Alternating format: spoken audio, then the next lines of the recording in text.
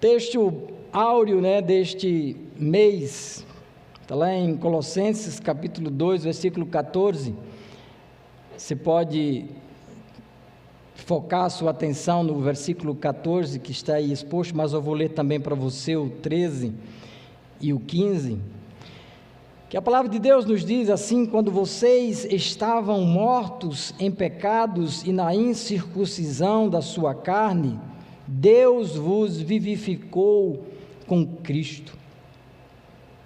Ele nos perdoou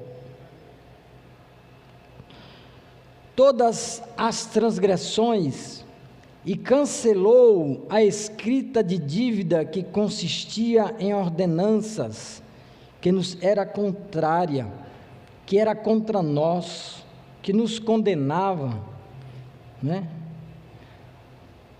o qual nos era prejudicial, e removeu inteiramente, encravando-a na cruz, e tendo despojado os poderes e as autoridades, fez deles um espetáculo público, triunfando sobre eles na cruz.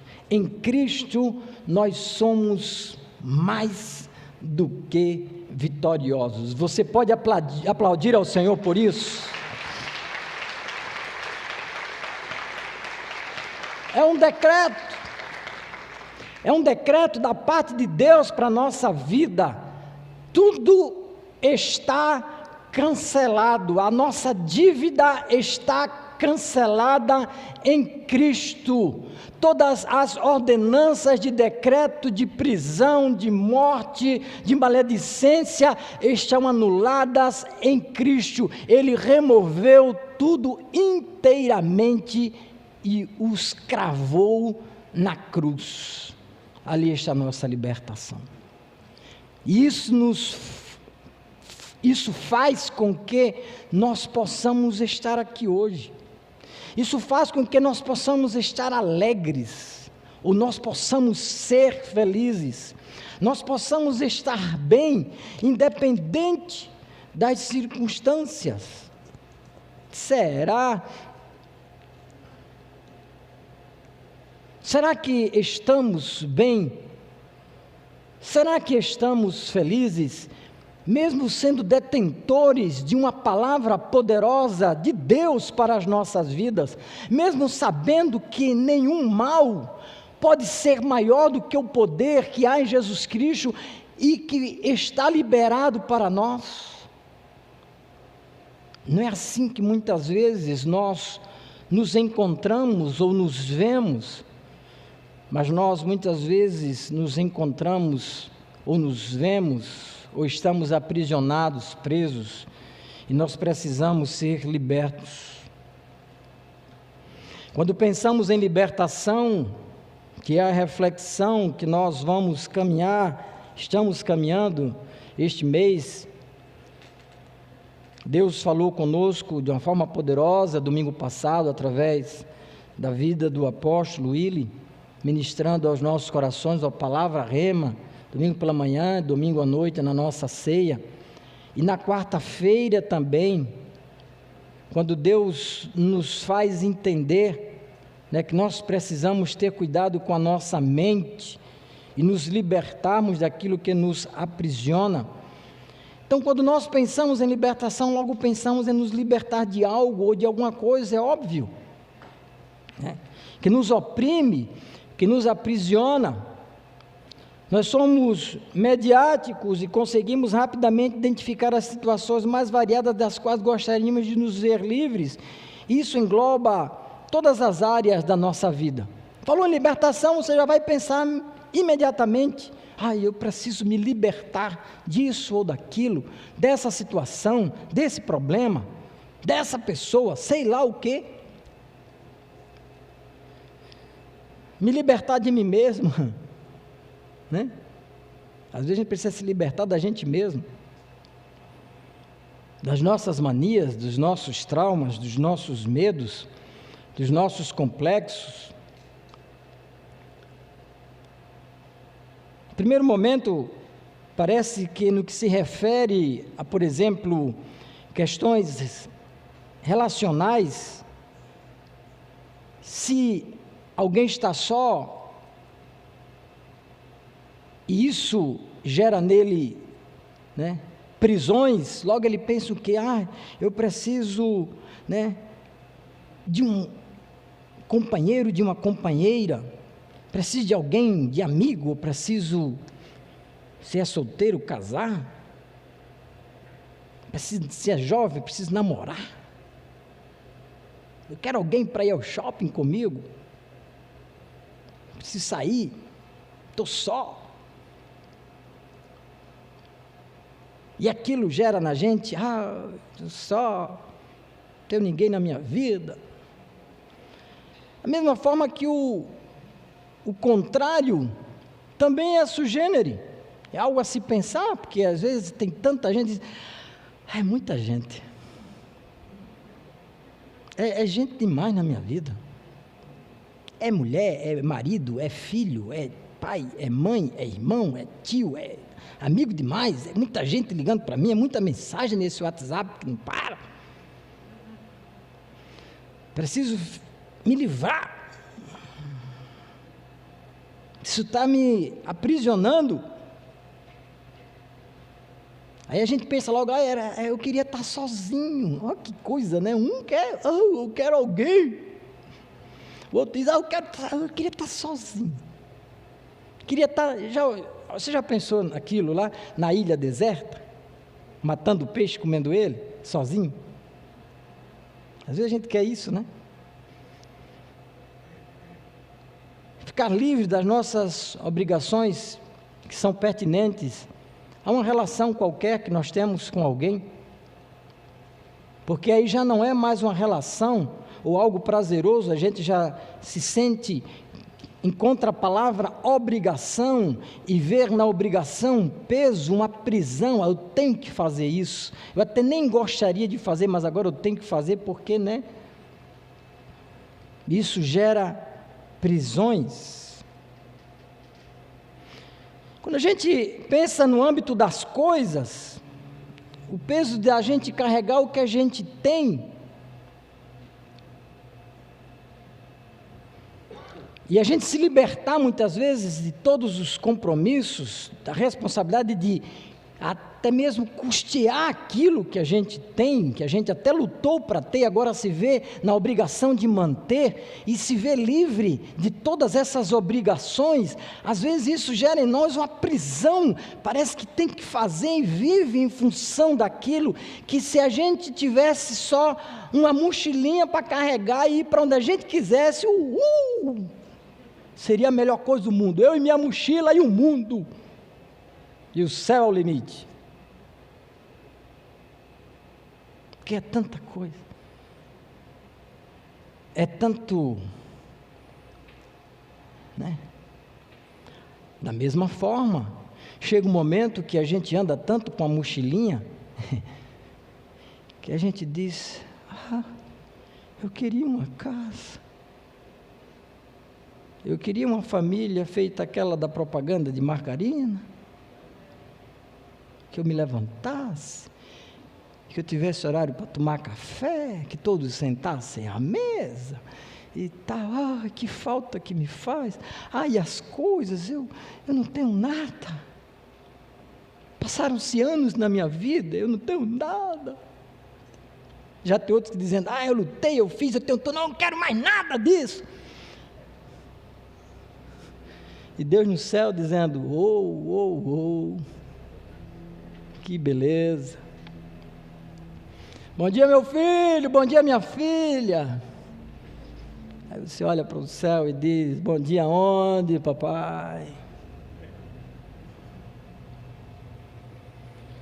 Se analisarmos pelo âmbito das coisas, tem pessoas que, pessoas não, existem momentos na nossa vida que a gente acorda e não quer enfrentar o dia. As próprias teorias sobre depressão falam que no momento de depressão na nossa vida, o que a gente menos gosta é da luz.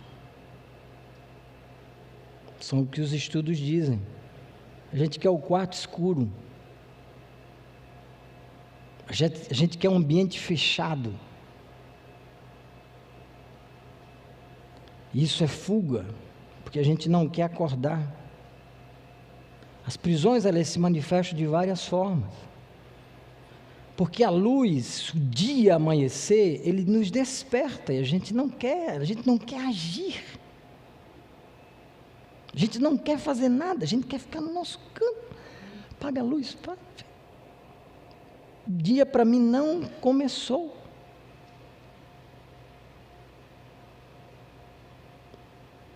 Não diferentemente, existem outras formas de prisões que se manifestam na ansiedade. E aí você acorda de madrugada e você diz: que raio de noite que não acaba. Esse dia que não clareia logo, eu tenho que sair, eu tenho que resolver, eu tenho que fazer, eu tenho que pagar, eu tenho que ir, eu preciso fazer. Aí você se levanta, já se arruma, toma banho, se arruma, já fica na sala esperando o dia amanhecer para sair.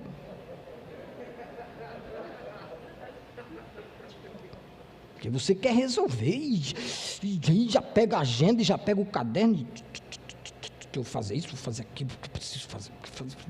E você diz: vai noite, vai embora. Se for inverno, pior ainda, que o dia demora a amanhecer. Vai para o Nordeste, lá, 4h30, o sol está batendo. Você vai rapidinho. Em contrapartida, também ele vai embora mais cedo. Vejam como é conflitante. A alma humana é complexa.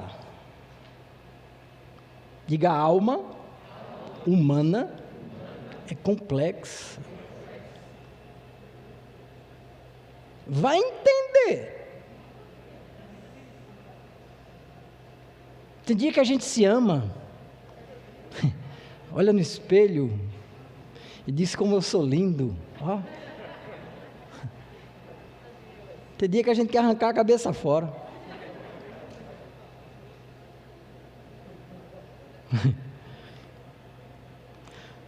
Somos,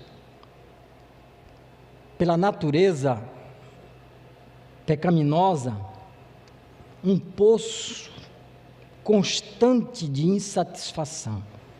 É duro isso que você está ouvindo e que você está lendo, mas é a verdade. Nós somos, pela natureza pecaminosa, um poço constante, não é inconstante, nós somos um poço constante de insatisfação, inundado de ansiedade que não permite dosar ou equilibrar a nossa existência.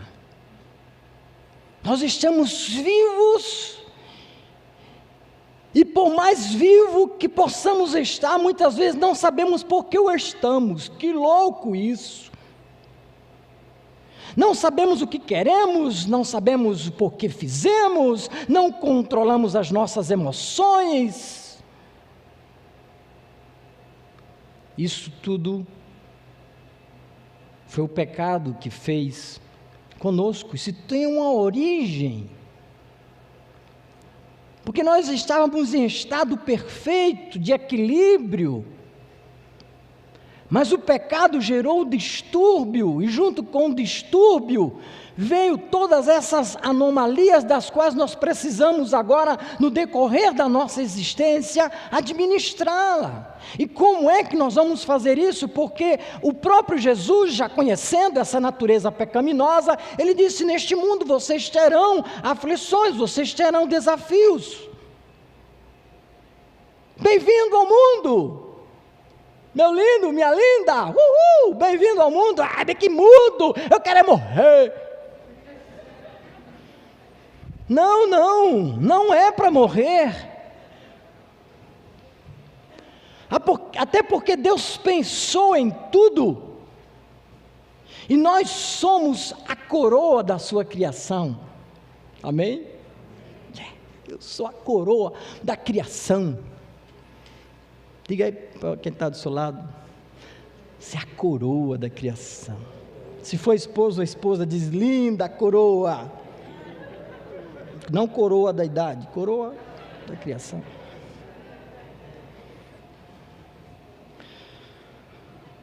As nossas prisões anulam a nossa identidade e determina como nós seremos conhecidos. As nossas prisões anulam quem nós realmente somos. As nossas prisões anulam a possibilidade de nós vivermos o propósito de Deus para a nossa existência.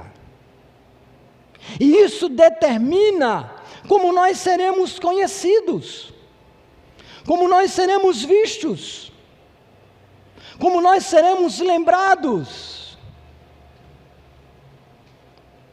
E isso é sério. E aí, pensando nessa temática, ouvindo e refletindo aquilo que Deus ministrou aos nossos corações através da vida do apóstolo Willi, e depois na quarta-feira pensando naquilo que são os predadores da nossa mente, eu orava e eu pedia a Deus: Deus, fala, traz algo ao meu coração. E aí Deus me levou a pensar e a refletir no paralítico de Cafarnaum. Lá em Marcos capítulo 2, versículo 1 a 12, a mesma história também está registrada em Mateus capítulo 9, versículo 1 a 8, e também em Lucas capítulo 5, versículo 17 a 26, 3 evangelistas, 3 evangelhos se preocupam em trazer essa história do milagre do paralítico de Cafarnaum.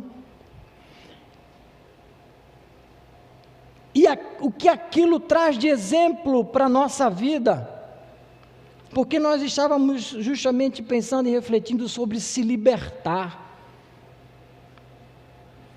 E ali naquela história nós encontramos Jesus, nós encontramos o paralítico, que não se sabe o nome dele, apenas o que determinou na vida dele é que ele se tornou um paralítico. Homens, e mais especificamente 4 homens que junto com outros levam aquele paralítico até Jesus. Nós encontramos multidão que tomou a casa, encheu-a de uma forma ao ponto de ninguém poder mais entrar ali. E nós encontramos Jesus conversando com mestres religiosos, fariseus e saduceus daquela época. E a palavra nos diz, na história, vamos ler para que a gente possa ver que não são palavras nossas, mas palavra da Bíblia. Poucos dias depois, Jesus tendo entrado novamente em Cafarnaum, o povo ouviu falar que ele estava em casa. Então muita gente se reuniu ali de forma que não havia lugar nem junto à porta. E ele lhes pregava a palavra. Vieram alguns homens trazendo-lhe um paralítico, carregado por 4 deles. Não podendo levá-lo até Jesus por causa da multidão, removeram parte da cobertura do lugar onde Jesus estava e pela abertura do teto baixaram a maca em que estava deitado o paralítico. Vendo a fé que eles tinham, Jesus disse ao paralítico: filho, os seus pecados estão perdoados. Estavam sentados ali alguns mestres da lei, raciocinando em seu íntimo: por que esse homem fala assim? Está blasfemando? Quem pode perdoar pecados a não ser somente Deus? Jesus percebeu logo em seu espírito que era isso que eles estavam pensando e lhes disse: por que vocês estão remoendo essas coisas em seu coração? Que é mais fácil? Diga, que é mais fácil? Que é mais fácil? Dizer ao paralítico: os seus pecados estão perdoados, ou levante-se, pegue a sua maca e ande. Mas para que vocês saibam que o Filho do Homem tem na terra autoridade para perdoar pecados, disse ao paralítico: eu lhe digo, levante-se, pegue a sua maca e vá para a sua casa. Ele se levantou, pegou a maca e saiu à vista de todos, que atônitos glorificavam a Deus, dizendo: nunca vimos nada igual. Ali está um homem que, pela sua situação física, agora é conhecido na história como um paralítico. A forma como ele se torna conhecida, a forma como é trazida a sua história, para que nós hoje possamos ser edificados, é de que ele era um paralítico. Foi determinante aquela situação na sua vida. Não tem nome, paralítico de Cafarnaum. Por isso que nós estamos refletindo que as nossas prisões anulam a nossa identidade e determinam como seremos conhecidos.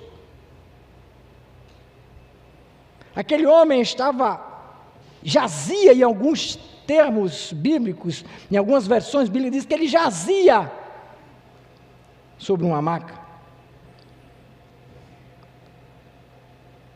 E isso quer dizer que é ação de jazer, ter sido sepultado. Sabe quando a gente está no velório e diz: aqui jaz fulano de tal, não é assim que a gente diz? Pois é, sepultou, morreu fulano, os restos mortais dele estão aqui. Ação de deixar completamente imóvel, deitado, ele jazia na maca. Ato de estar esquecido ou de ser excluído. Ação de parecer morto, ou de possuir um aspecto de morte. Essa é a configuração. Essa é a visão que a gente tem quando a gente olha para aquela situação e quando a gente para pensar exatamente nessa situação triste, vendo aquele homem ou imaginando aquele homem paraplégico, imóvel, sem sinais vitais, não sabe se está vivo, se está morto, talvez só o olho aberto, não sei. É que a gente começa a entender as razões, as motivações que impulsionaram aqueles homens, e principalmente aqueles 4 amigos, a dizerem: olha, tem alguém aí que está curando, está ressuscitando um morto, está fazendo milagres e maravilhas, vamos levar ele até lá. Está aí, ó. O não a gente já tem. E aí quando eles chegam lá e vê a situação cheia de gente, não, a gente tem que dar um jeito, ou é ou não é, ou dá ou não dá, ou a gente larga de vez, joga lá ele junto com a maca logo, ou a gente, Jesus resolve, desliga esse negócio. Aí eles vão, provavelmente as casas daquela época tinham uma escada, eles sobem, e aí eles tiram as palhas, sei lá o que tinha em cima, do teto, com barro, pelo menos é isso que, dentro do contexto histórico, eram as coisas naquela época. E lá está Jesus no meio do povo, falando, ensinando. E aí surge o primeiro elevador da história da humanidade, um térreo.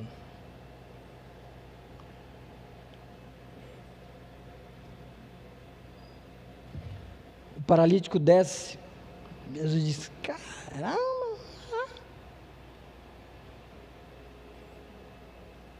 tem fé o povo, hein? Bonito de ver isso. Bonito de ver. Porque também a fé não era só dos amigos dele, mas do próprio paralítico também. Tudo ali era um movimento de fé.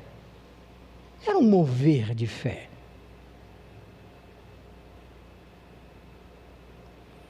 E aquilo gera, naquele momento, uma atmosfera Aquela ação gera uma atmosfera de uma percepção, de uma perspectiva, de mudança, de algo novo. Isso está sendo colocado diante de Jesus. Jesus, há algo que pode ser feito, mudado, transformado. A situação é essa, esse cara está aí, inértil, imóvel, sem vida, sem expressão, sem opção de escolha, sem direito a sonhar. A gente quer ir para o churrasco com ele, não dá. A gente quer jogar bola com ele, não pode.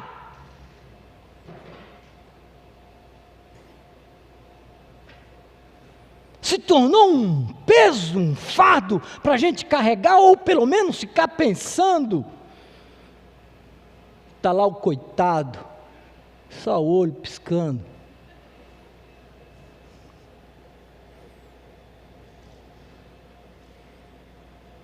Não é fácil. Quem já tomou anestesia geral aqui? Quando tu acorda. Tem hora que você dorme demais, quando você acorda, os movimentos já voltaram. Uma vez tomei uma e eu me acordei antes. E aí eu fui mexer o pé, cadê meu pé? Rapaz, aquilo me deu uma agonia. Sorte que o médico chegou lá e disse, não, fique tranquilo, volta já, e ficou batendo no pé, de bate, que ele tem que voltar logo. Aquela sensação, a mente dizia, mexe pé, e um pé nada, mexe pé, e um pé nada, que deu um negócio. Daqui a pouco, quando eu comecei a mexer os dedinhos, digo, coisa boa, né? A vida às vezes está assim. Por isso que você não quer sair da cama, você não sei o que fazer.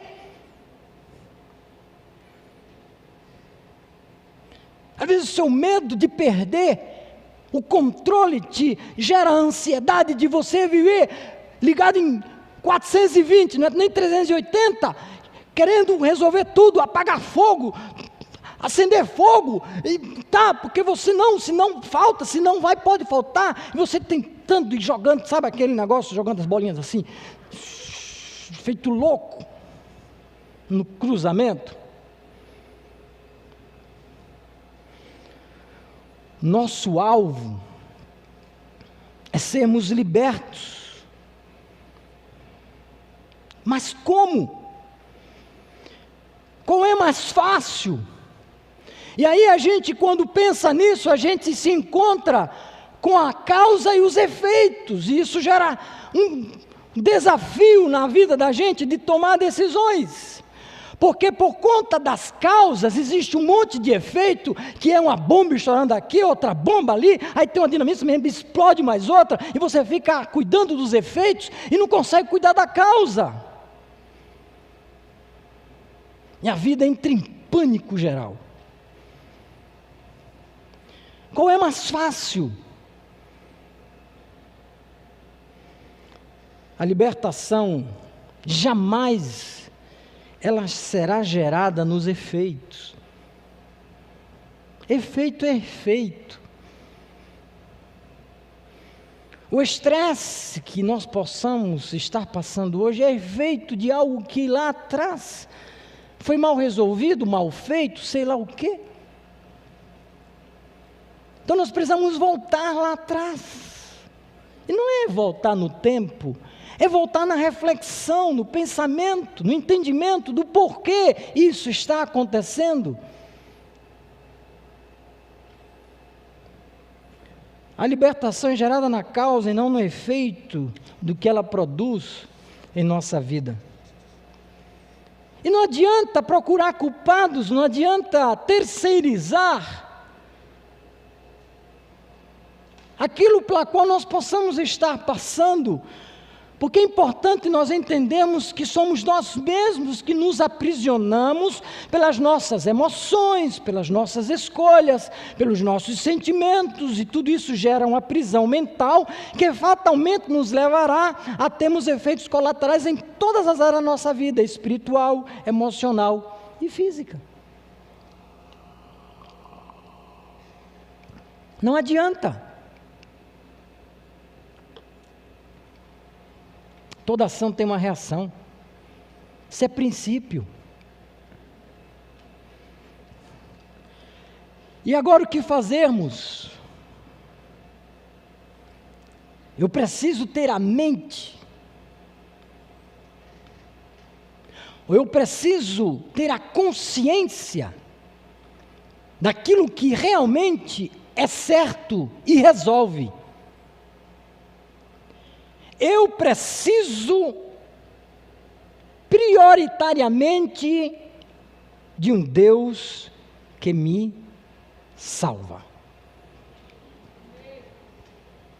Porque eu aprendi que eu não era assim, não era para mim estar assim, não era o propósito de Deus para nós esse, mas o pecado que jaz no mundo nos leva a vivermos dessa forma. Logo eu preciso entender que eu preciso de um Deus que me salve.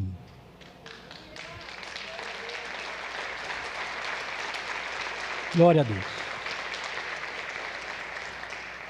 Aqueles homens, diante daquela situação, determinaram: nós precisamos ir até esse tal que cura, que resolve os problemas, que está aí, disponível, e ele está na casa de Pedro, ele está aqui em Cafarnaum, e eu vou até lá, nós vamos até lá, pega o indivíduo, vamos ou não vamos? Pisca o olho, você quer que ir? Aí piscou o olho, então vamos mesmo, vamos, a casa está cheia, a gente vai te pôr pelo telhado, você quer? Ele piscou o olho de novo, versão Ezequiel.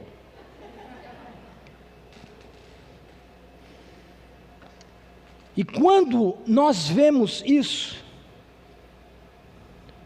e nós temos a consciência de que nós temos um Pai que cuida de nós, e que não muda, não tem sombra de variação, nas perspectivas dele, ele não diz uma coisa hoje, vai dizer outra amanhã, ele não tem um projeto hoje e amanhã ele muda, ele não me diz uma coisa hoje e amanhã ele vai dizer justamente ao contrário, que Deus é esse, Deus é menino, Deus é moleque, Deus é circunstancial, Deus é princípio, Deus é eterno, Deus é soberano, Deus é glorioso, Deus conhece o meu passado, o meu presente e o meu futuro, Ele era, é e sempre será.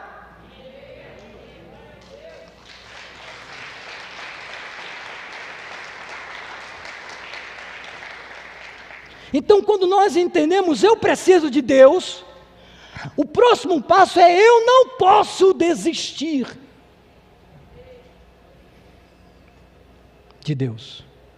Eu não posso desistir do propósito de Deus.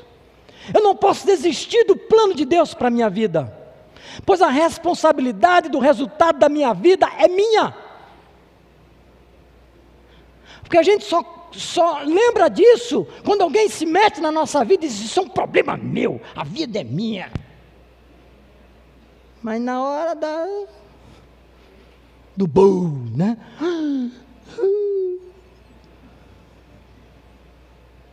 Mas a vida é sua, não era sua? Deixou de ser? O que mudou? Então não posso desistir. A responsabilidade é minha, não é de papai, não é de mamãe, não é do pastor, não é do apóstolo, não é da igreja, é minha. Quem vai prestar conta diante de Deus sou eu. É a mim que Ele vai perguntar: o que você fez com o que eu coloquei nas suas mãos? O que foi que você fez com os dias de vida que eu te dei? Dormi.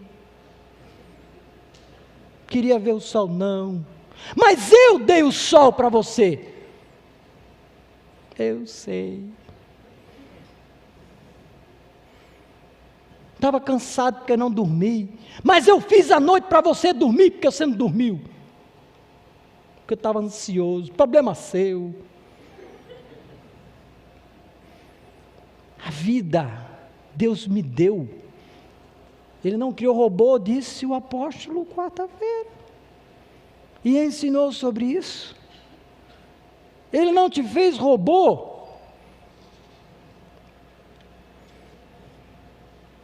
Tudo precisa estar diante de Jesus.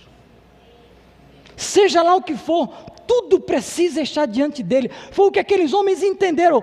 Não adianta ficar aqui de fora esperando o acaso, quando terminar. Não, a gente precisa colocar na frente de Jesus o cara.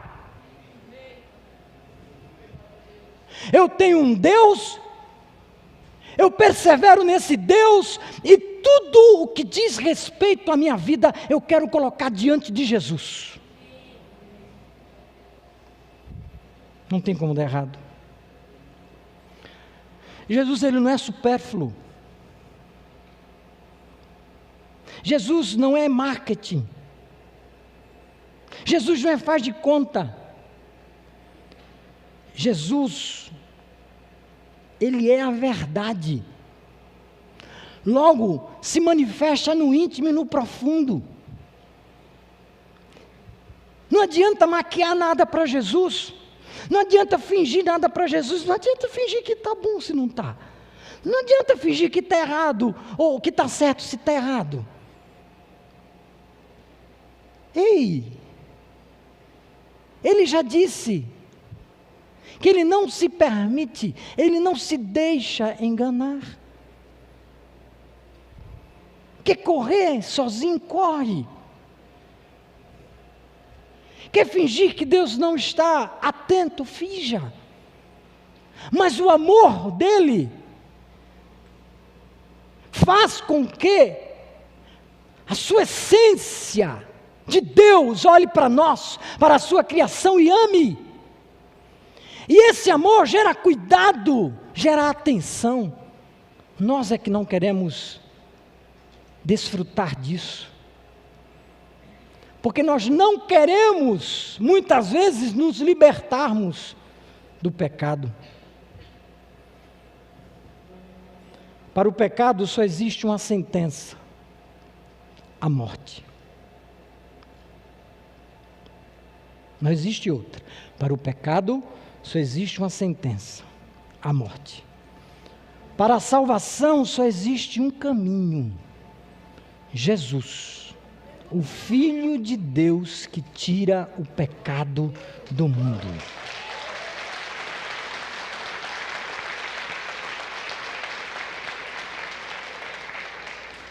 Para a libertação só existe uma alternativa: querer ser liberto. Ele não vai te pegar a força, não. Vai não. Eu preciso querer. Você precisa querer. As suas faculdades mentais funcionam. Você não está rasgando dinheiro. Se eu te der uma notinha de 200, está difícil de achar essa. Já fizeram ela, mas não peguei uma pachorrona, hein? Não para pegar uma de 200. Você não rasga a nota de 200 se eu lhe der uma. Então a sua cachola funciona. A cabeça não está para usar chapéu nem para dividir as orelhas. Está para pensar. E Deus nos chama.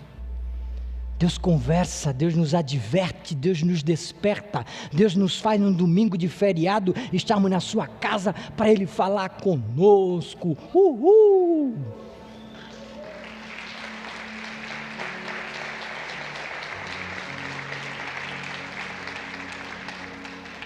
Esta é a essência do Evangelho. Evangelho que é poder de Deus para transformar. Esse é o significado de Evangelho. É as boas novas de salvação. Transmitir a mensagem da cruz que consiste na cura. Na cura para a doença originada na alma por conta do pecado. Na cura para a doença que contagia as nossas atitudes e o nosso caráter. A cura para a doença que espalha consequências maléficas para toda a nossa família através da nossa própria vida. E a cura para a doença que leva à morte eterna. Essa é a essência do Evangelho. Jesus, Jesus, Jesus, Jesus, é Jesus, não há outro, é Jesus, não há outro caminho, é Jesus, não há outra alternativa, é Jesus. Por isso, quando ele se depara com aquela situação, ele vê que ali o maior problema era salvação, e ele olha para aquele homem e diz: os teus pecados estão perdoados. Vocês geraram uma atmosfera aqui de fé, mas eu quero te levar à eternidade.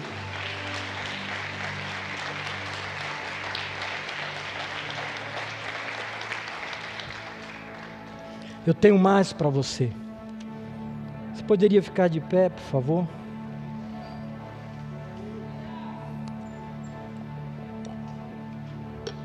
Pastor, fala de bênção. Meu irmão, tem bênção melhor do que estar aqui, na presença de Deus. Tem bênção maior do que essa Shekinah, essa presença gloriosa do Espírito Santo aqui. Ele cura. Ele transforma. Ele não está preocupado com a doença, ele não está preocupado com a morte. Sabe por quê? Nós falamos o mês passado sobre remover as pedras, e de tanto pregar sobre remover as pedras removeu no meu rim. Fui parar no hospital segunda-feira, fiz cirurgia terça-feira, saí quarta-feira e já estou aqui, removeu a pedra.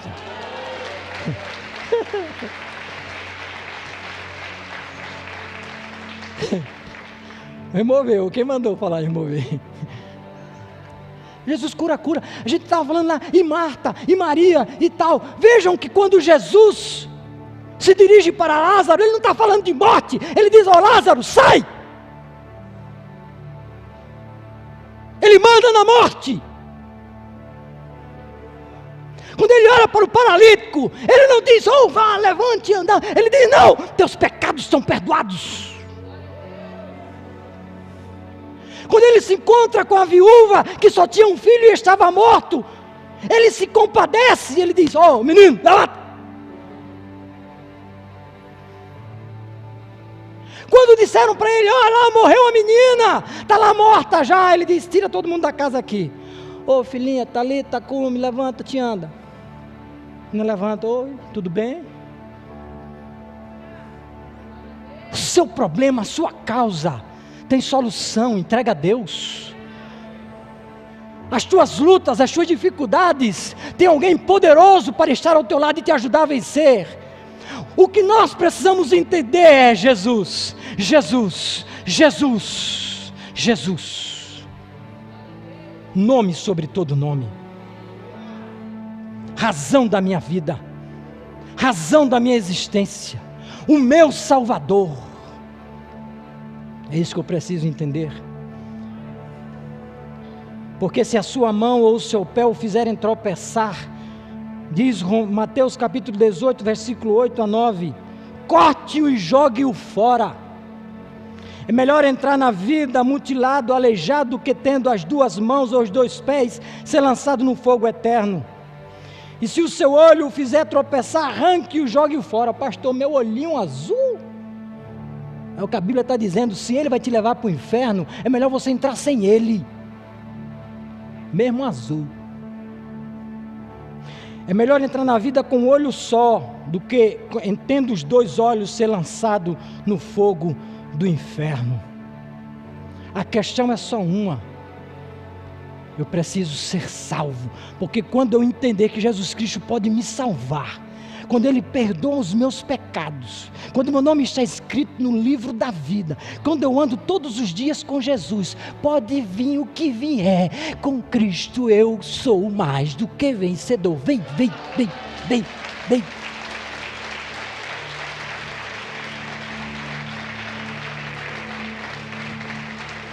Jesus quer nos libertar espiritualmente, emocionalmente e fisicamente também.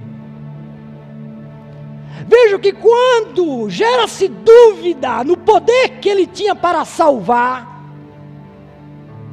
Ele diz: olhe, preste atenção, para que vocês saibam que o Filho do Homem tem poder para perdoar pecados. Para que vocês saibam que o Filho do Homem pode dar a eternidade com Deus. Paralítico, levanta, agora. Levantou, ele já tinha perdoado o pecado, levantou. Ele disse agora: paralítico,